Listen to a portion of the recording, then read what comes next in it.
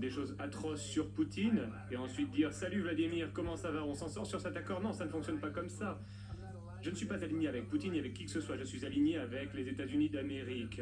Et je travaille pour le bien du monde. Je suis aligné avec les intérêts du monde et je veux passer à autre chose. Vous voyez toute la haine qu'il a contre Poutine. C'est difficile pour moi de trouver un accord avec autant de haine. Donc je comprends bien. Mais je peux vous dire que l'autre côté, l'autre partie, ne l'aime pas vraiment non plus. Donc, sur cette question d'alignement, je dois dire que je suis aligné avec les intérêts du monde. Je veux passer à autre chose, je veux régler ce conflit. Je suis aligné avec les intérêts de l'Europe. Je veux voir si on peut réussir cet accord. Vous voulez que je sois dur? Je peux être plus dur que qui que ce soit. Je peux être tellement dur. Mais on n'aura jamais un accord comme ça. Donc voilà comment on avance. Une autre question. Oui, j'aimerais réagir.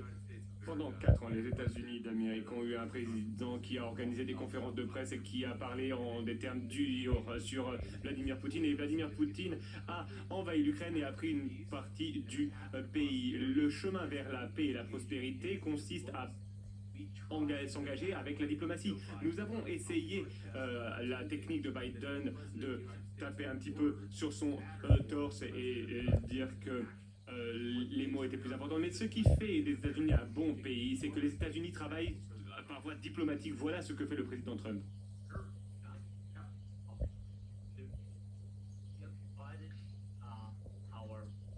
Il occupe de grands territoires sur l'Ukraine, dans l'est de l'Ukraine et la Crimée. Vladimir Poutine a envahi la Crimée en 2014. Pendant de nombreuses années, donc je ne parle pas que de Biden, mais il y avait Obama, le président Obama, puis le président Trump, puis le président Biden, à nouveau le président Trump. Et nous espérons que le président Trump arrêtera cette guerre. Mais en 2014, personne n'a arrêté Poutine. Il a tout simplement occupé la Crimée. Il a tué des personnes, vous savez. En 2015, en 2014. Mais je n'étais pas là.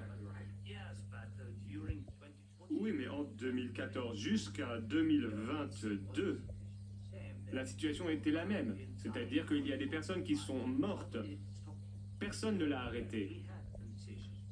Nous avons échangé avec lui. Nous avons échangé en bilatéral à de nombreuses reprises. Et avec lui, nous avons signé, comme en 2019, j'ai signé avec lui un accord. J'ai signé avec lui, avec Emmanuel Macron et Angela Merkel, nous avons signé un cessez-le-feu. Et tout le monde m'a dit que nous avons signé, hein, c'était écrit.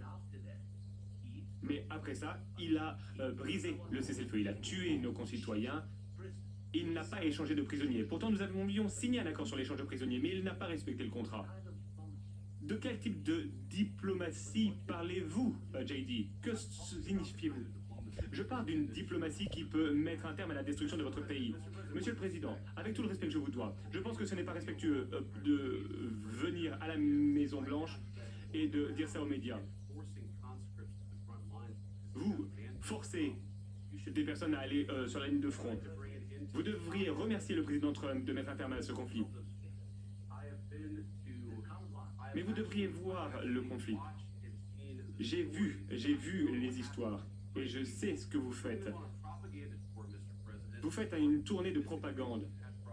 Vous avez des difficultés à recruter des personnes pour l'armée, non?